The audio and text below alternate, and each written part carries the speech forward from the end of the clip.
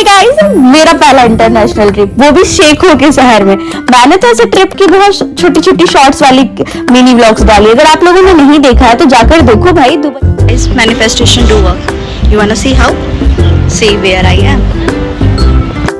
Hi, it's me Ginni from Ginni Bittu. हाँ, आपने सही सुना, मैं अपनी पहली इंटरनेशनल ट्रिप पे गई थी शेखों के शहर में, दुबई। चैनल को सब्सक्राइब नहीं किया तो सब्सक्राइब कर लो, नहीं तो हमारी वीडियोस आएगी तो पता कैसे चलेगा। तो इंटरनेशनल ट्रिप की स्टोरी शुरू करते हैं। दुबई एयरपोर्ट पहुंचते ही चेकिंग कराने के बाद मैं अपनी फ्लाइट को बोर्ड कर चुकी थी, तो मैंने सोचा चलो अपनी लुक को भी थोड़ा फ्लॉन्ट कर दूं, क्योंकि ये तो मैंडेटरी होता।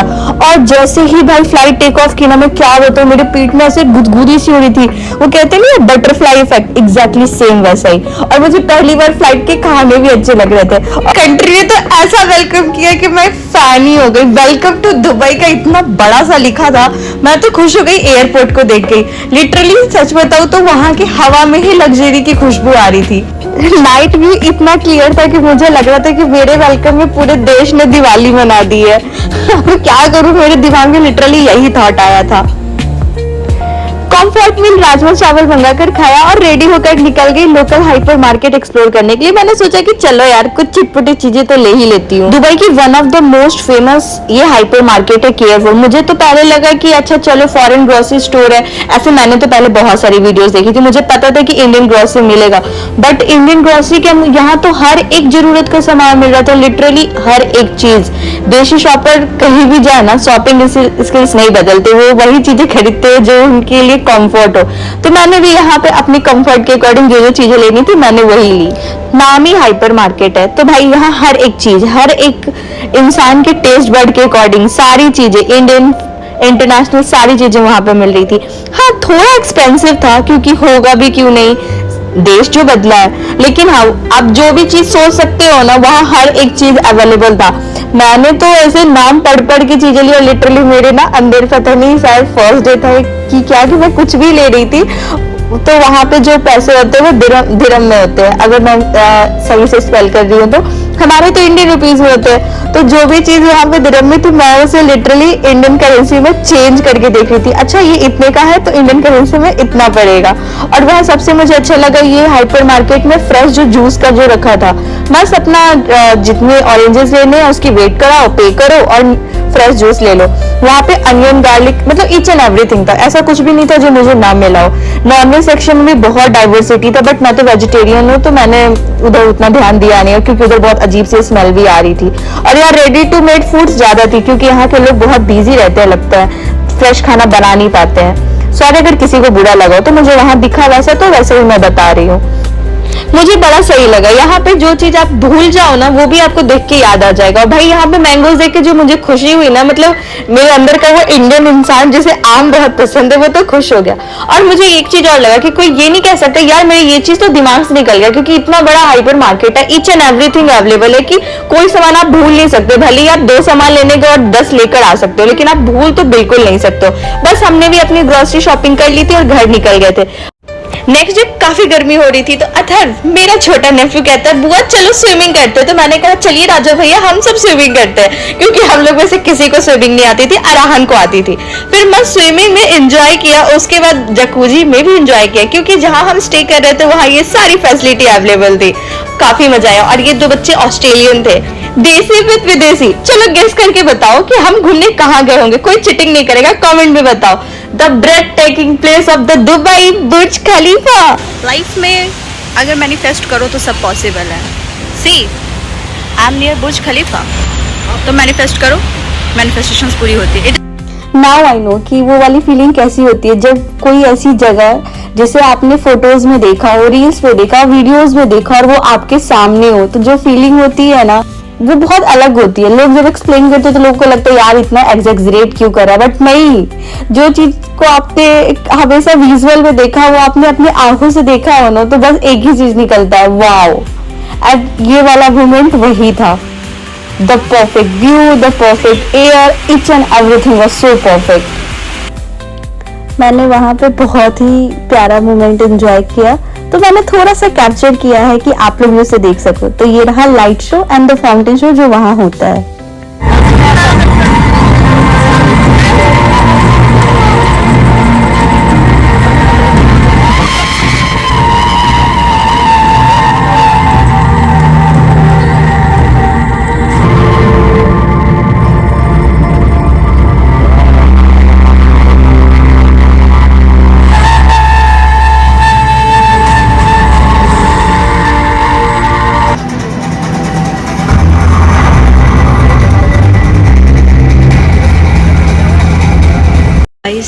fountain show is about to start.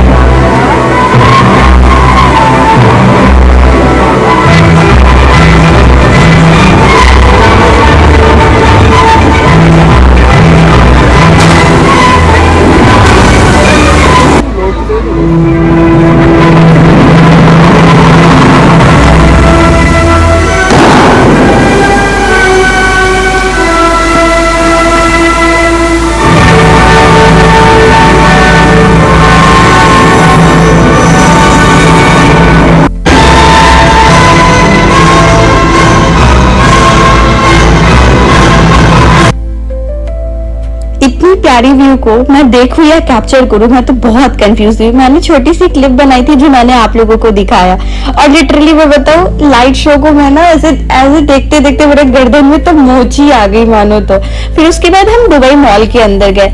मैंने वहां पे बहुत सारी चीजें देखी, बट मैंने उतना कैप्चर नहीं कर पाया क्योंकि मैं इन द मोमेंट थी। क्योंकि यहाँ इतनी मस्त ब्यूटी को छोड़ के यार कौन ही इतना करेगा।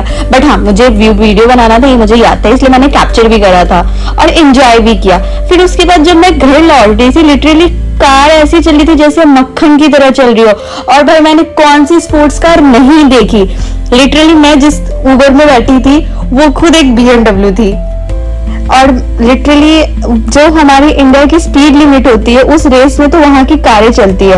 और भाई रास्ते में क्या नजारा था। फ्यूचर म्यूजियम को देख कर मुझे लगा यार अब समझ में आ रहा है इसे फ्यूचर म्यूजियम क्यों कहा गया है। और मैं जस्ट बुर्ज खलीफा को अपनी आंखों से देख कर आई थी। फिर भी कार की विंडो से जब मुझे बुर्ज खलीफा दिखा ना, मेरे अंदर का ऐसा बच्चा नहीं होता, ये देखो बुर्ज खलीफा ऐसा कर रहा था। आई वॉज सो ओवरवेल्म कि मैं अपने घर के टेरेस पे जाकर वहां का व्यू देखकर वाइब कर रही थी। Literally I was dancing.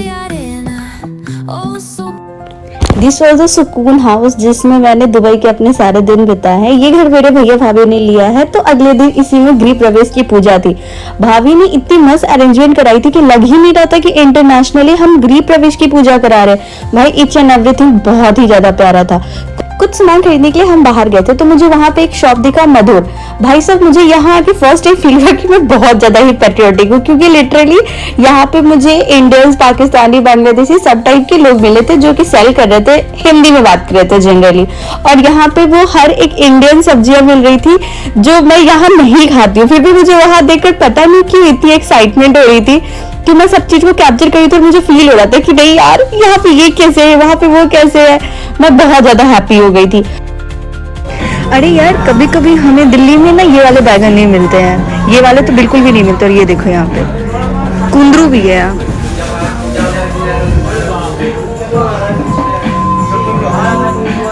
Indian dish जो भी, प्याज कचौड़ी मेरा फेवरेट।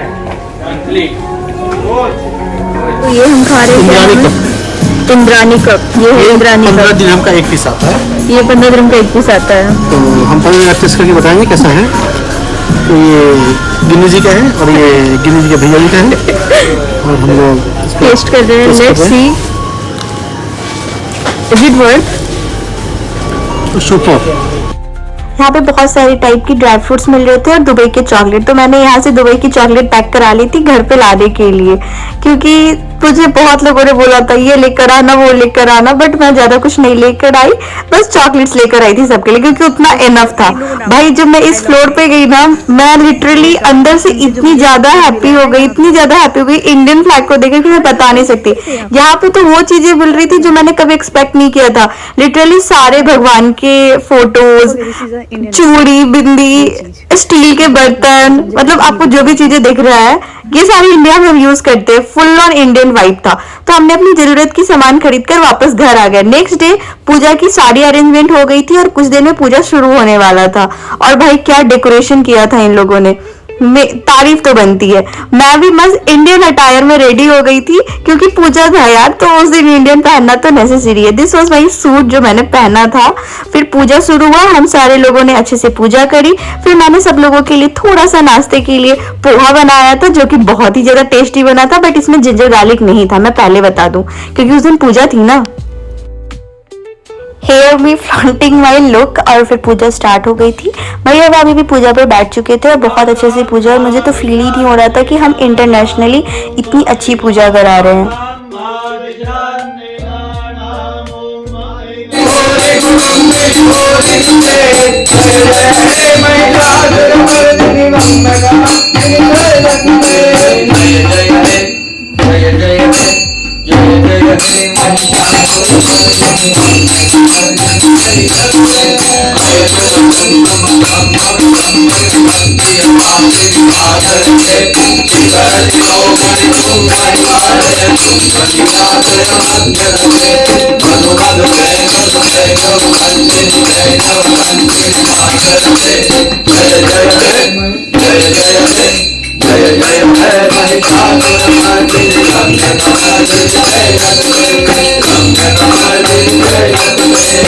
टचवुड किसी की नजर न लगे। बहुत अच्छे से पूजा भी कंप्लीट हो गया, हम सारे लोगों ने खाना भी खा लिया। फिर जो गेस्ट आए थे वो अपने घर चले गए, और इसी बीच में सरप्राइजिंगली हमें आया एक जगह से इनविटेशन। नेक्स्ट डे हमें कहाँ जाना था, उस जगह की। अगर आपको जानना है कि मैं कहाँ गई थी तो नेक्स्ट ब्लॉग में बने रहना। तब तक के लिए like share subscribe, bye bye.